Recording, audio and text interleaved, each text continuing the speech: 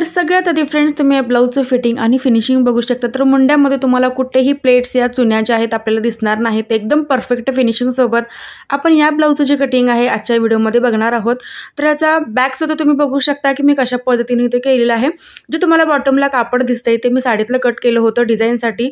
तर 3 piece princess cut आपण या व्हिडिओमध्ये बघणार आहोत। आणि याचं जे फिटिंग आहे एकदम छान येतं, एकदम परफेक्ट येतं।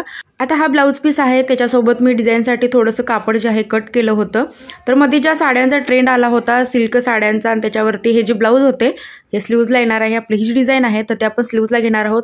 पूर्ण ब्लाऊज पीस जो आहे पूर्ण प्लेन आहे, तर त्यामुळे मी फ्रंट नेकला जो आहे पाइपिंग दिलेली आहे गोल्डन कलरची। आता सगळ्यात आधी आपण पेपरवरती हे जे कटिंग आहे तर ते बघणार आहोत।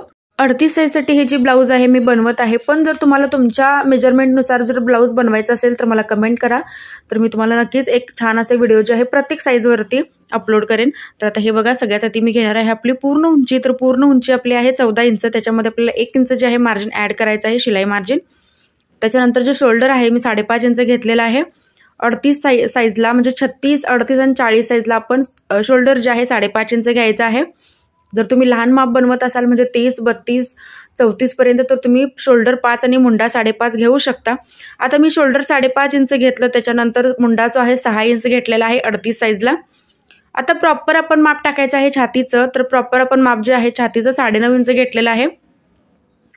त्याच्यानंतर शिलाई मार्जिन जे आपल्याला 2 इंच एक्स्ट्रा ह्याच्यामध्ये ठेवायचे आहे। तर हे बघा 11.5 इंचावरती मी मार्किंग केलं। तर छाती आणि कमरेमध्ये आपल्याला 2-2 इंच मार्जिन जे आहे आतमध्ये ठेवायचं आहे। तर 8 इंच कमर आहे, तर त्याच्यामध्ये सुद्धा आपण 2 इंच जे आहे मार्जिन ॲड करणार आहोत। छाती आणि कमर आपण दाखवल्याप्रमाणे असं जोडून घ्यायचं।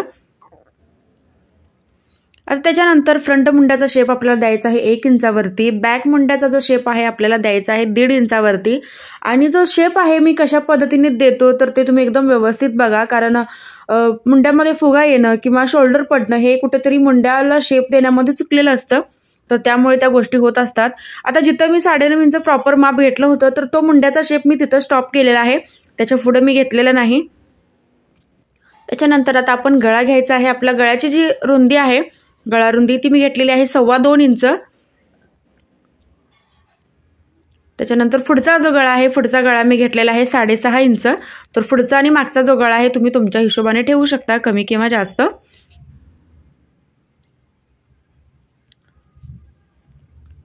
आता क्रॉस पट्टी जी आहे मी ते घेतलेली आहे 2.5 इंच। 2.5 आणि 2 इंच आपल्याला घ्यायचे आहे, कारण छातीचं जे पोर्शन आहे थोडंसं हेवी आहे, तर त्यामुळे आपल्याला काय करायचं आहे क्रॉस पट्टी एकदम जास्त नाही घ्यायची। जर क्रॉस पट्टी तुम्ही जास्त घेतला, छातीचं जर पोर्शन जास्त असेल तर काय होतं की ती क्रॉस पट्टी छातीवर येते। तर त्यामुळे आपल्याला हे लक्षात ठेवायचं आहे की कधीही जर छाती जास्त असेल तर क्रॉस पट्टी आपल्याला कमी घ्यावी लागते। आता ही क्रॉस पट्टीचं मी मार्किंग असं केलेलं आहे दाखवल्याप्रमाणे। आता आपण इथं गळ्याला जो आहे राऊंड नेक इथं बनवणार आहोत। तर आता गळ्यापासून खालून वरती मी 1 इंच घेतलं। त्याच्यानंतर गळ्याचा शेप सुद्धा बघू शकता मी कशा पद्धतीने देत आहे। इथं थोडासा जो शेप आहे मी बाहेरून घेतलेला आहे, कारण थोडंसं ब्रॉडनेस जे आहे फ्रंट बाजूला वाटते घातल्यानंतर, त्याचा जो लुक आहे तो पण छान दिसतो। तर आता प्रिन्सेस कटचा कट पॉईंट मी घेतलेला आहे 4.25 इंच। तर 38 साईजला मी 4.25 इंच प्रिन्सेस कटचा कट पॉईंट घेतला। त्याच्यानंतर जे आपला बस्ट पॉईंट आहे बस्ट पॉईंट मी घेतलेला आहे 10 इंचावरती। तर नॉर्मल मी विदाऊट क्रॉस पट्टी 10.5 घेत असतो, पण याला आपण 10 इंच घ्यायचं आहे। तर बस्ट पॉईंट मी 10 इंच घेतला। त्याच्यानंतर ही जी रुंदी आहे प्रिन्सेस कटच्या कट पॉईंटची मी घेतलेली आहे 4.25 इंच। आता या दोन्ही साईडला आपल्याला काय करायचं आहे 1.5 इंच वाढवायचं आहे। तर हे बघा दोन्ही साईडला आपण असं 1.5 इंच वाढवायचं।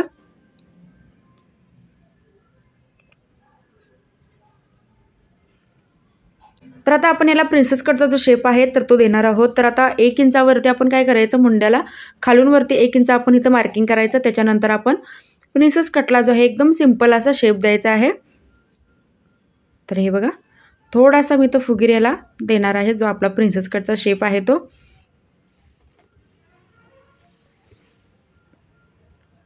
थोडासा कर्व आपण इथे घ्यायचा आहे, म्हणजे ब्लाऊज घातल्यानंतर सुद्धा त्याचा जो शेप आहे अगदी व्यवस्थित दिसेल। तर हे बघा, तर आता आपलं पूर्ण जे मार्किंग आहे पेपरवरती झालेलं आहे। तर आता आपण हे कट करणार आहोत।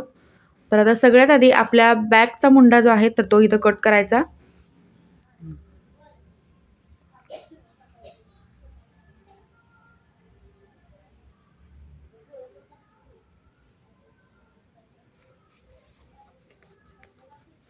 तर हे बघा आता सेंटरपासून आपण हे कट करणार आहोत. तर फ्रंट आणि बॅक जो आहे आपण असं सेपरेट केला. त्याच्यानंतर गळ्याच्या रुंदीला दोन्ही साईडला मी कट दिलेला आहे. आता आपण हे कट करणार आहोत पुढचा गळा.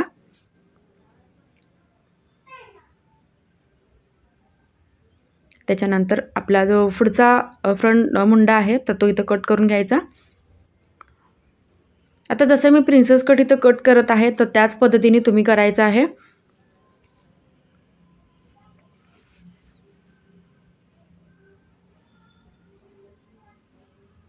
तर आता हे बघू शकता की आपले 3 पीस जे आहे प्रिन्सेस कटचे कट झालेले आहेत पेपरवरती. तर आता आपण हेच अस्तरवरती जे आहे ठेवून कट करायचे आहेत. आता सगळ्यात आधी आपण कट करायचा आहे आपला बॅक पार्ट.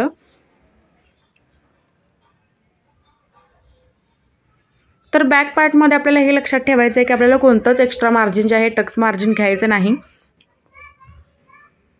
कारण टक्स जो मी घेतो शिलाईमध्ये त्याचं कापड जे आहे मी एकदम अर्धा इंचापेक्षा सुद्धा कमी घेतो. तर त्यामुळे मी टक्स मार्जिन जे आहे एक्स्ट्रा बॅक पार्टमध्ये वाढवत नाही. तर हे बघा जसं आपला पेपर आहे तोच ठेवून आपण अस्तर जे आहे आपण असं कटिंग करायचं. तर आता हा आपला बॅक पार्ट कट झालेला आहे. तर आता आपण फ्रंटचा जो पार्ट आहे गळ्याचा तर तो ठेवायचा आहे. आता अस्तरवरती मी कशा पद्धतीने हा पार्ट ठेवत आहे किंवा कोणत्या साईडला किती वाढवायचा आहे तर हे सुद्धा तुम्ही बघू शकता. सगळ्यात आधी कापड जे आपलं खालचं जर असेल व्यवस्थित आपण करून घ्यायचं आणि त्यानंतर मग आपण हे असं पेपर जे आहे मार्किंग करून घ्यायचं अस्तरवरती. तर आता आय आणि हुकच्या साईडला तुम्ही बघू शकता खाली कमरेला मी 1.5 इंच वाढवलेला आहे पुढच्या साईडला. तर हे बघा 1.5 इंच आपण इथं वाढवायचं आहे. त्याच्यानंतर मी गळ्याचं मार्किंग केलं.